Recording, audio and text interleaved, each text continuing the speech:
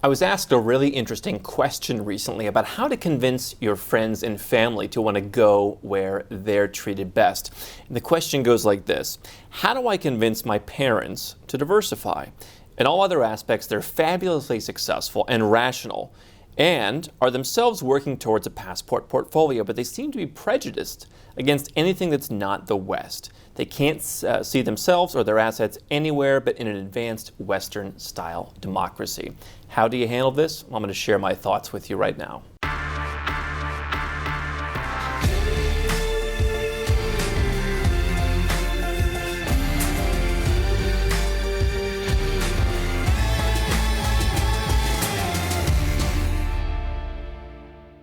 Hi, I'm Andrew Henderson, and here at Nomad Capitalist, we help successful 7- and 8-figure entrepreneurs legally go where they're treated best. That means lower taxes, second passports to have more options, investment ideas in new boom markets around the world. You can learn more at nomadcapitalist.com.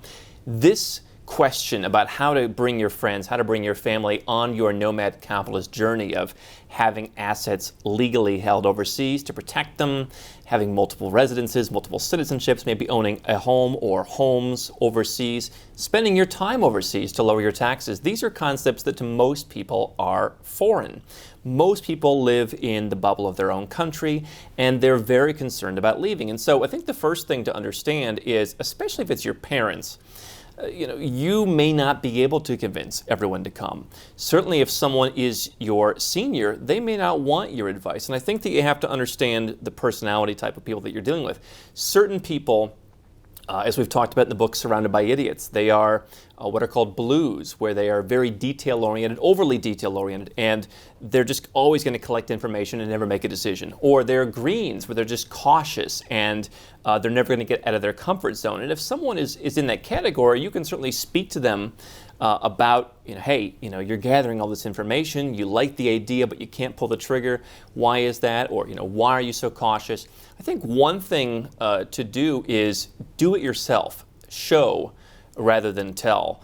And I can tell you in my own life, when I started talking about this stuff many years ago to people in my inner circle, people were very suspicious. How does that work?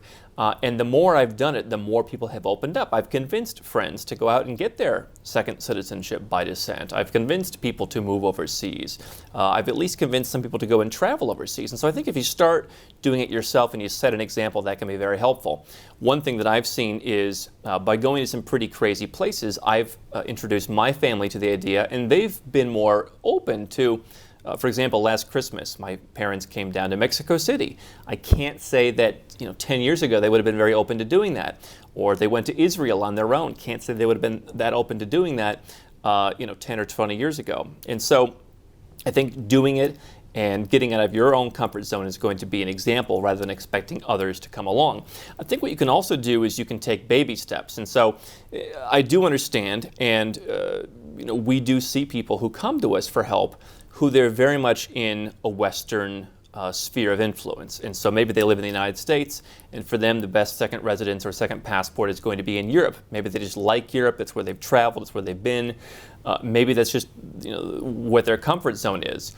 And so I think that doing something is better than doing nothing. And so if your family lives in the United States, they're probably pretty comfortable with Canada. Go to Canada, open a bank account, or go and look at the Portugal Golden Visa Program or the Ireland Immigrant Investment Program. These may be more expensive options. In this, the questioner's particular case, said his parents are well off, so they could afford to go to Europe and do that. I would say doing that is better than doing nothing. Certainly, I think that the European Union may come and may have some kind of modified citizenship-based taxation in the future. Certainly, I think that maybe the euro won't be the number one strongest currency in the future. But if that's the level of diversification they're comfortable with, I would say start there and then go from there. Well, one thing that we do with people that we help is we'll put in phase 2 stuff where people love the idea of doing something. They love the idea of going to Georgia or Ecuador or investing in Cambodia, whatever, but they're not quite ready yet. And so what we'll find is we'll offer them things that are comfortable for them. Hey, go and get this residence permit in Europe. Or, you've been to Mexico. Hey, get a residence permit in Mexico. Maybe you can go and open a bank account somewhere in Europe, in a country that's a name brand for you. And then once you do that, you'll feel more comfortable. I've told you, the first time I got a second passport, it just felt different. I felt like I had options. And if you help people take baby steps, it could also be a baby step of go to Georgia, go to Armenia, go to Ecuador, open a bank account, put $100 in, put $1,000 in there. Just put in a throwaway amount on a lark, basically, and just tell them, hey guys, just try this and see what happens. And then 6 months later, a year later, they'll go and they'll take the money out of the ATM, for example, and they'll see it's still there. So that's how I would baby step people into it. But I don't think that, pushing people against their will, the old saying, he convinced against his will is of the same opinion still. You're not going to get people in by badgering them. So I think show them, do it yourself, jump in there, show them the results. I've seen personal, results from me in my life by showing people that I'm doing this stuff and that I live this stuff. Obviously, many of you have come to us for help because you've seen me over the years, still doing it, still going deeper and deeper. I think that shows people it can be done. And then again, I think sometimes something is better than nothing, right? So again, if you're in the US and your version of asset protection internationally is in Canada, that's probably about the weakest form of asset protection you're going to get, depending on what the situation is. But at least you're doing something. And I think that when you do something, there's a mindset shift. And I think that for a lot of people, they need to be shown that step 1 works before they go to steps 2, 3, and 4. I can tell someone about all the banks that I've dealt with in crazy countries around the world. I can talk to people about investing in off-the-wall countries they've never thought about. But they have to get there on their own. Just as in business, if you handed me the business that we have now when I first started 17 years ago, there wouldn't be an appreciation for it, and I wouldn't know where to grow it from there. And so I think that, especially with folks who are a little bit older, a little bit set in their ways, certainly maybe they came from a world where Malaysia and Cambodia were just totally remote and distant places with no opportunities whatsoever, where Colombia was Pablo Escobar. They probably need to be eased into things, and I would respect that rather than trying to throw them in the pool. Something's better than nothing, and especially if you have money, you can afford to pay for some of the more name brand countries and then go from there.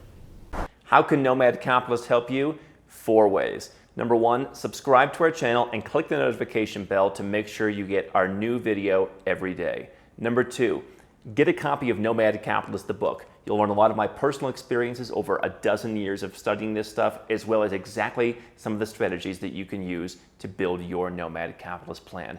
Number 3, if you're not sure where to start, but you want to come and learn from my team and I, you want to come and mingle with like-minded people, learn more about our live conference, Nomad Capitalist Live. It's coming up soon. And number 4, if you want some help right now because you've got a burning issue, you need something solved, you want to lower your taxes, get a second passport, or build the Nomad Capitalist lifestyle of your dreams, go to nomadcapitalist.com and click on Become a Client.